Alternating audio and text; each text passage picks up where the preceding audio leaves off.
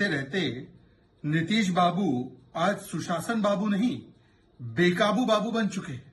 जिस प्रकार की ओछी, निम्न स्तर की, घटिया और महिला विरोधी टिप्पणियां नीतीश बाबू ने, वो भी विधानसभा के पटल पर की है, ये केवल भाषा या गलत बयानी का मामला नहीं है। ये एक निम्न स्तर की मानसिकता और महिला विरोधी मानसिकता का परिचय है। सोचिए, यदि कोई व्यक्ति विधानसभा के पटल पर ऐसी बातें कर रहा है, आधी आबादी का अपमान कर रहा है, महिला मंत्री, महिला विधायक अंदर शर्मसार महसूस कर रही है, तो बाहर क्या हो रहा होगा विधानसभा के? किस प्रकार का जंगल राज छा चुका होगा, जिसमें कि महिला सुरक्षा को लेकर कितनी चिंताएं होंगी। और इस बयान को खंडन करने के बदले ममता बनर्जी, प्रियंका वाड्रा, राहुल गांधी, अखिलेश यादव, ये सारे लोग तो मौन हैं, कुछ बोल नहीं पा रहे, खंडन नहीं कर पा रहे, कार्रवाई नहीं कर पा रहे। उल्टा उप मुख्यमंत्री तेजस्वी यादव इसे सेक्स एजुकेशन बता रहे हैं, इसे जायज ठहरा रहे हैं। ये उनके एजुकेशन का स्तर दिखाता है, अगर ये उनके लिए सेक्स एजुकेशन है। इस प्रकार की मानसिकता इंडी गठबंधन में बड़ा कॉमन है, सामान्य है, इसीलिए जायज ठहरा रहे या मौन बैठ रहे। राजस्थान इसीलिए तो नंबर 1 हुआ है ना बलात्कार में। राजस्थान के मंत्री, जिसको टिकट दिया कांग्रेस पार्टी ने, उन्होंने तो कहा था ना, मर्दों का प्रदेश है, बलात्कार होता रहता है। उत्तर प्रदेश में इनके एक साथी ने कहा था ना, men will be main, boys will be boys, बलात्कार होते रहेंगे।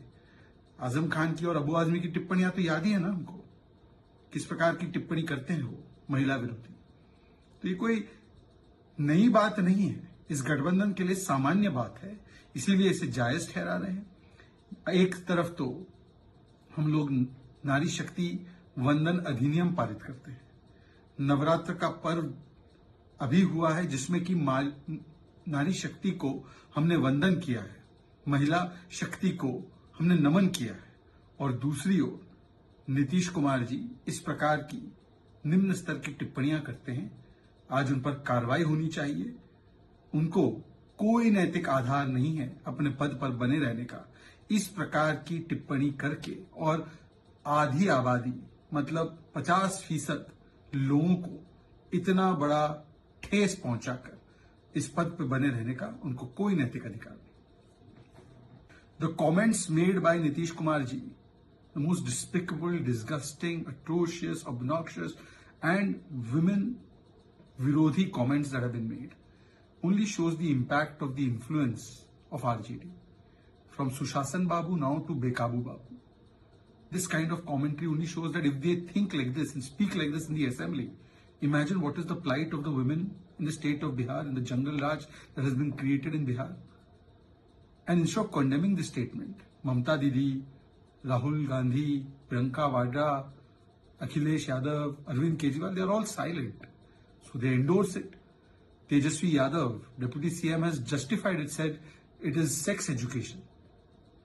This shows the very little education he may be having. But if he is justifying these comments, it only shows the level to which this alliance has fallen. And this alliance, for them, it is common, such statements. Rajasthan has become number 1 in rapes. Daily, some statements are made, including a statement by a minister. Mardon ka pradesh hai, that's why rapes take place, and he was given the ticket by Congress party. Mulayam Singh Yadav ji's party has said boys will be boys and justified rape. We have seen Abu Azmi and Azam Khan statements also.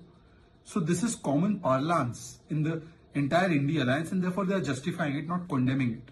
If they indeed condemn it, they should tell us what action should be taken. Nitish Kumar ji has no